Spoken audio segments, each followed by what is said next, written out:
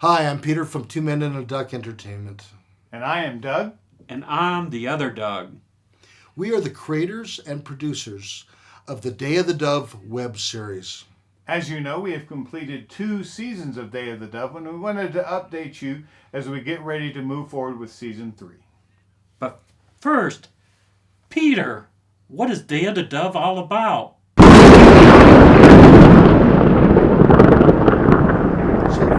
The Day of the Dove web series is about a small Australian diamond dove that tries to take over the world.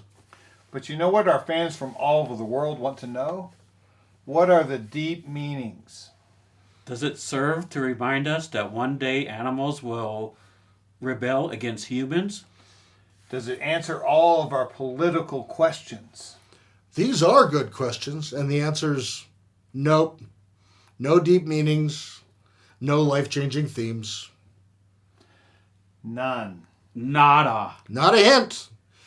But when I watch the Day of the Dove web series, it reminds me of shows like Pinky and the Brain. Gilligan's Island. Hogan's Heroes, Get Smart. Definitely not the Gulag Archipelago.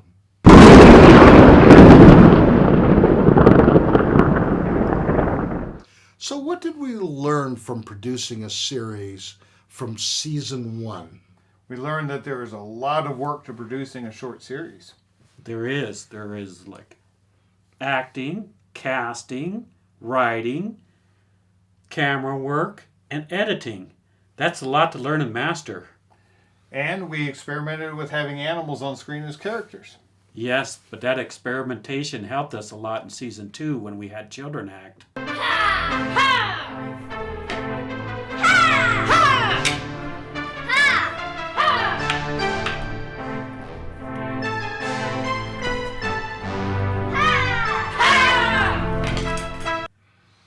Yeah, I think the animals were easier to work with.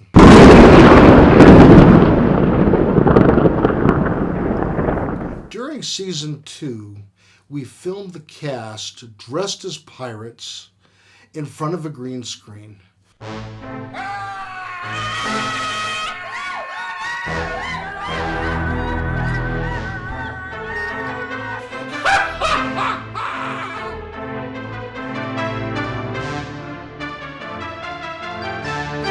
What are some of those challenges? Well, first the lighting, but also directing a cast in front of, they're on a green screen, they don't have the references of the pirate ship that we're going to put them on. So they're trying to act without knowing where certain things are, and I'm trying to direct them in that situation, and also the post-production to make it all come together.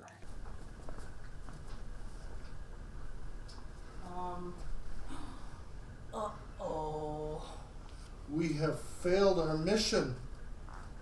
How did this happen? Psychological weakness. Nice artwork pulls Daphne in like a moth to a light. If she checked the map, she would have seen B stands for Brig.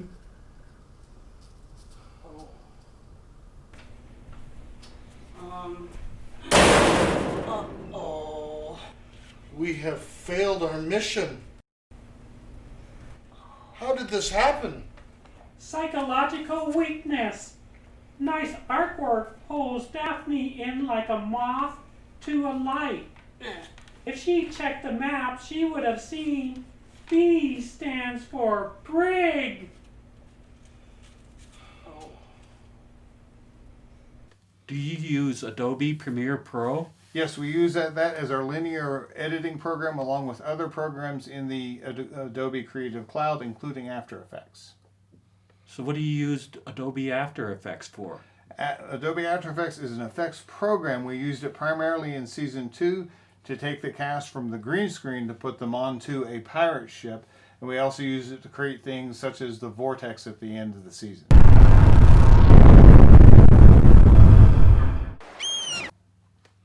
Well, thanks, Doug, for filling us in on all that technical lingo. And now we will release you back to your directing role while Doug and myself discuss Season 3 of The Day of the Dove.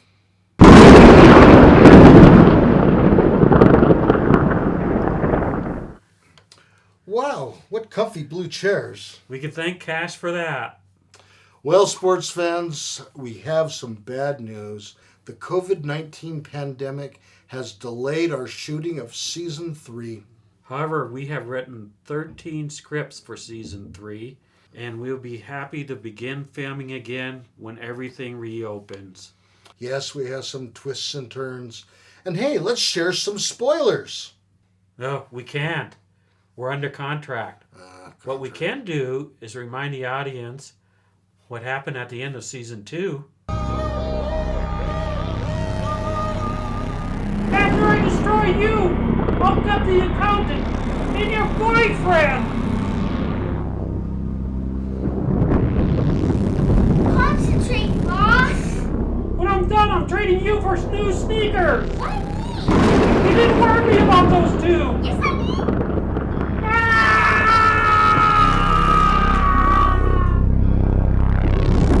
My redness! My redness!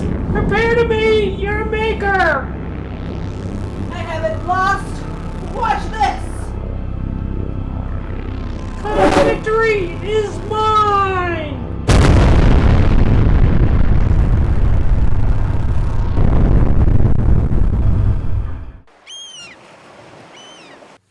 So you play the accountant, Right.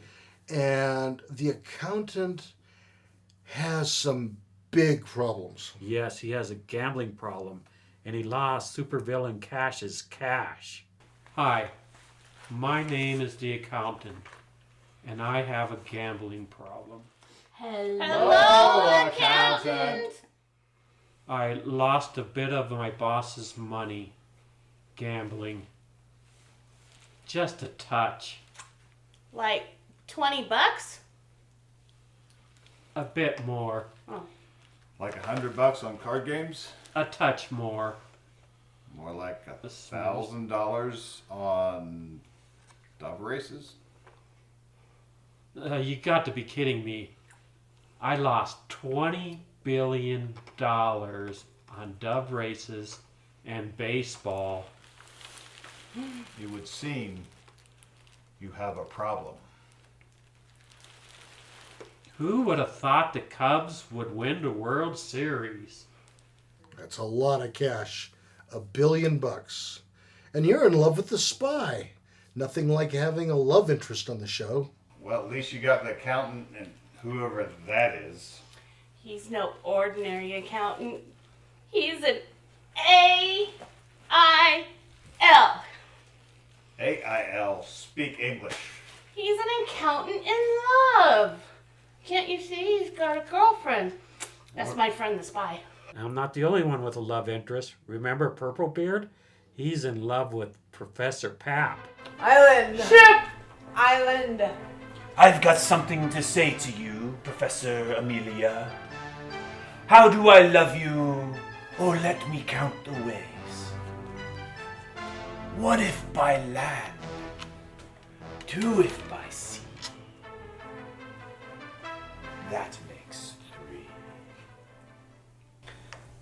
Gag me with this sucker. Can Purplebeard earn Pap's love? That guy is so over his head. But hey, let's talk about the most important characters on the show. Mine. Oh yes, the most important character. Meg Lord is back, and she's gonna be with Biker Dude and Daphne next season. No, me, mine, my character, the clones. Peter, I hate to tell you this, but because of budget cuts, you'll be serving drinks to the rest of the cast next year. No, I wrote part of the script, and I know there are clones. And I also know that supervillain of all supervillains, Cash the Dove, will be returning. There's a dove on the show?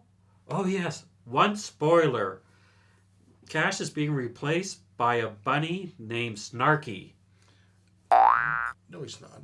Yes, he is. No. Yes. Day of the Bunny? It rhymes with honey. The Day of the Rabbit? It rhymes with Babbitt.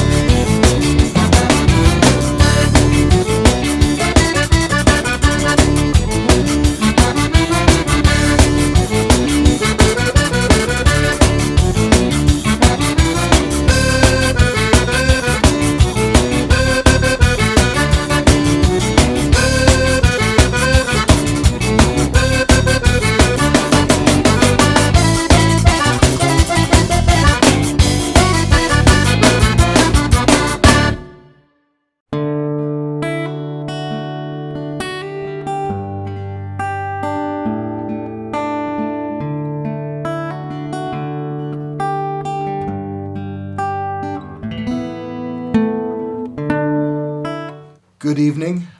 I'm Peter Gregg, and welcome to our podcast.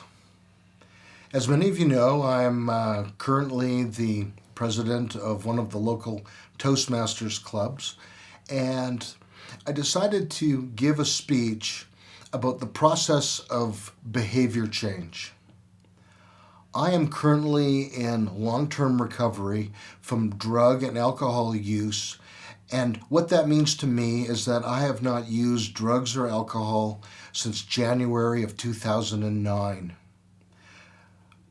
Long-term recovery has enabled me to repair relationships with my wife and my family, obtain better health, and become a contributing member of the community, including founding 2 businesses and participating in a lot of volunteer work, including at the Toastmasters Club. People have asked me, Peter, how do you help somebody change? We know you're a life coach and you know you help people with drug addiction. How do you help someone change? And does that involve hot seat therapy? Do you sit them down in a chair and yell at them until they agree to make a change? Well, techniques like that occasionally work. But what is more effective is taking people through the stages of change. And these stages are pre-contemplation, contemplation, planning, action, and maintenance. Pre-contemplation. What is pre-contemplation? This is when a client or a person has no idea they have a problem. Everyone else probably knows. Their family can tell them you're smoking too much or you're drinking too much, but this person denies it. And thus, because they believe they don't have a problem, they don't think about changing or stopping that type of habit or behavior. This is very frustrating for family members who often yell and scream in frustrated desperation to get them to stop or even to see that they have a problem.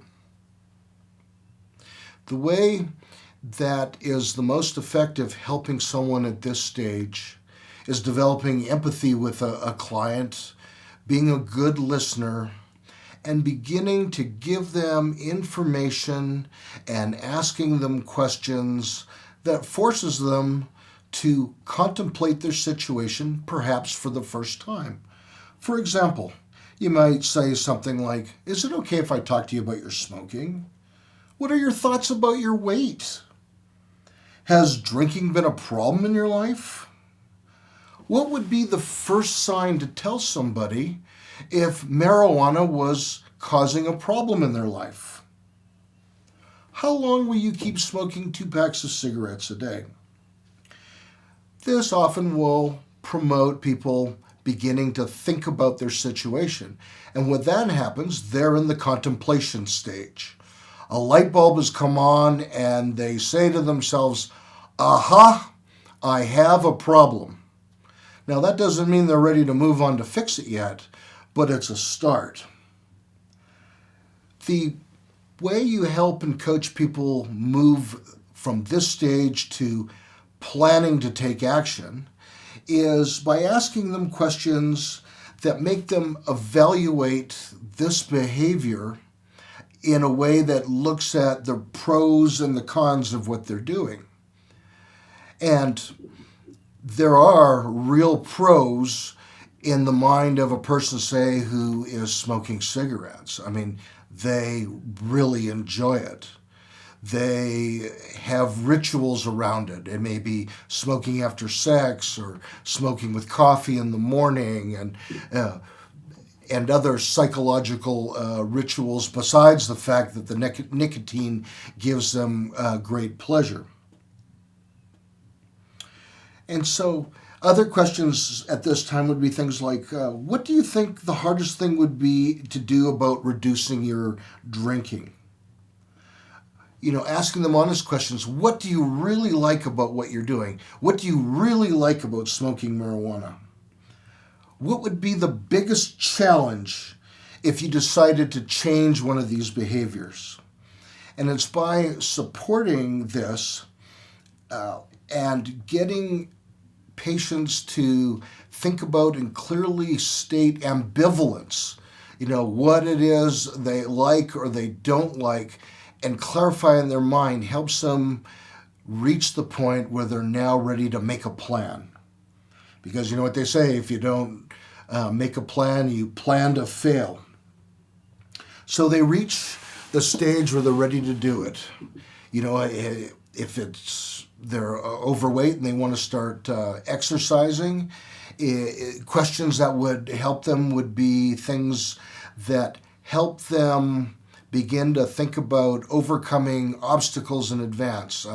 What is the first day you're going to go to the gym? Have you bought new appropriate exercise equipment and shoes and clothes?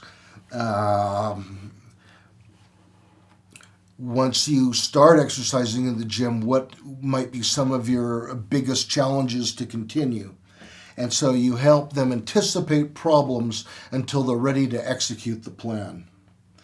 This is often a place where people really get caught up because they think by having elaborate plans over and over and over and planning out every little detail that they're going to be more successful. But this is not often the case. As Patton said, a imperfect plan executed violently is better than a perfect plan executed several months later. There is great merit in executing a plan without complete information, but with enough to be successful. And then they take action. And so this may be, okay, I'm now into week 3 of not smoking, or week 3 of the gym and eating better. And the way you coach people at this stage is complimenting them. For example, you might say you've done really well cutting down on your drinking. Asking them about their challenges and helping them problem solve these challenges as they go along. Especially situations that might be really hard. For example, maybe they've exercised a lot and are having pains in their joints or muscles that is making them not want to go back.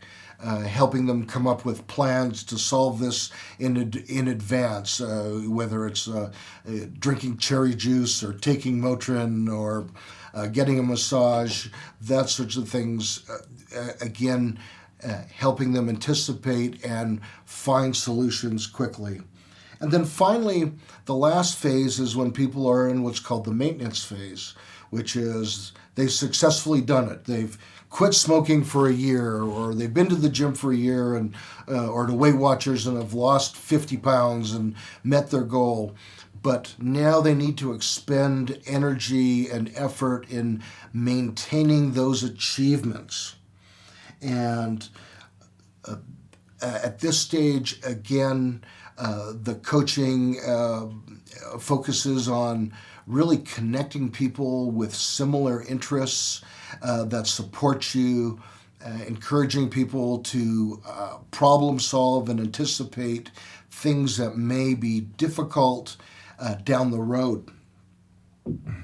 So, what I've tried to talk about here is the idea that changes in behavior can occur after very brief emotional events in life, but more often they occur through sustained movements through these stages of change, which are pre-contemplation, contemplation, preparing to make the change, taking action, and maintenance.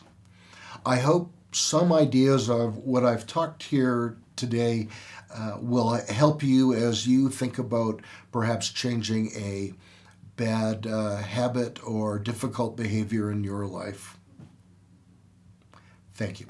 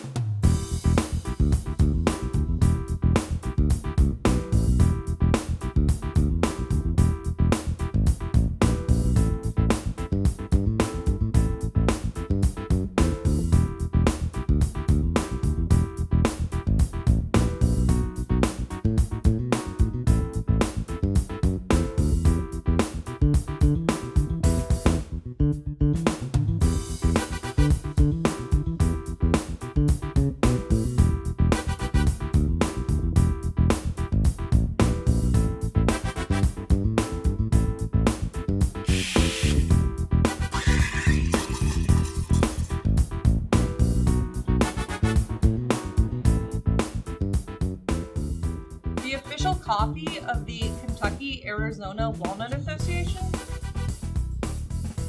It's kava.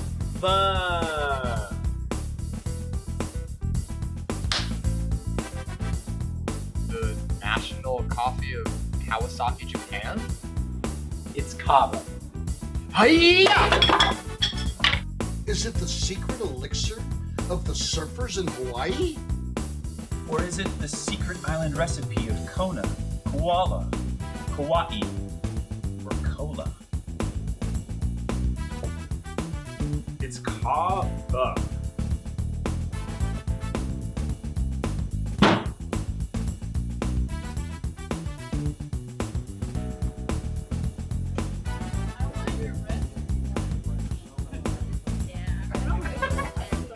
Kava is Polish for coffee. And here at Kava Coffee, we focus on serving a delicious, high-quality cup of coffee in a space where love, coffee, and people mix into the perfect blend.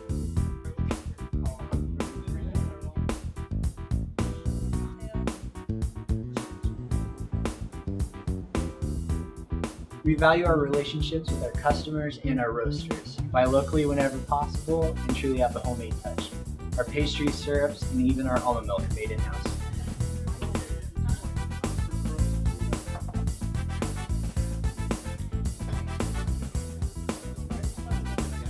So come on in, relax, get some work done. Enjoy the Kava community, some encouraging words from the Kava Coffee Gang.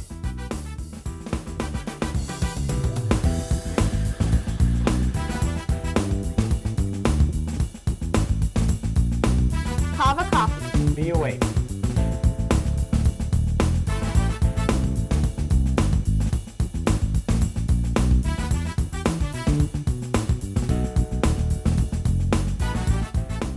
Shut the fuck up, Clyde!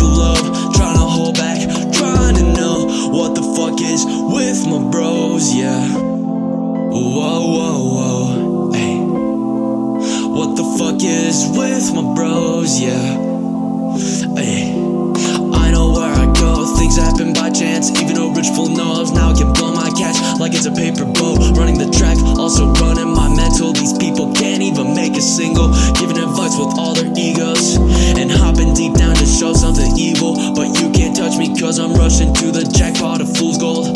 All it takes is a risk to make it in this world. And you know we swirl when we high off the shrooms, eh? Got the girl down on her knees, but I know that's not what I'm about to do. Cause I can think of other shit to do than waste my time with you, yeah. Ay. Like jumping in the coop once I'm rich off the dough. Gotta work and make it show. I already play shows. Like jumping in the coop once I'm rich off the dough. Gotta work and make it show. I already play shows, yeah. Why are you trying to control shit? Why are you trying to be happy, man? Why are you trying to be angry, fam? Why are you trying to look back, man? I had this attitude that made you the man. Why are you tweaking, fam? You know I'm just at it, man. You know I've been rapping hard, fam. Why are you trying to control shit? Why are you trying to be happy, man? Why are you trying to be angry, fam? Why are you trying to look back, man? I had this attitude that made you the man. Why are you tweaking, fam? You know I'm just at it, man. You know I've been rapping hard, fam. Know I've been rapping hard, fam. Know I've been rapping hard, fam. What the fuck is bro? Hi, I'm Doug from Two Men and a Duck Entertainment. And I'm Peter, also from Two Men and a Duck Entertainment. And we are in the Two Men and a Duck Entertainment studio, which, as you can see, is all set up for a green screen shoot. Yeah, it's a little green, don't you think? Couldn't we go somewhere with more color? How about this? Where are we? Maine. A little place our director, the other Doug, likes to go. Well, this can't be Maine. I don't see a single boat. And I know that there are boats in Maine. Like this? Nah, doesn't feel Maine-ish enough. Try this. I know what's missing. A lighthouse. Maine is known for lighthouses. How's that? Got a Caribbean beach? There's no pleasing some people. Say, do you need a studio that does green screen and digital effects? We can be your production company. Give us a call or send us an email. The information is on your screen, and we will give you a free consultation. Let us tell your story.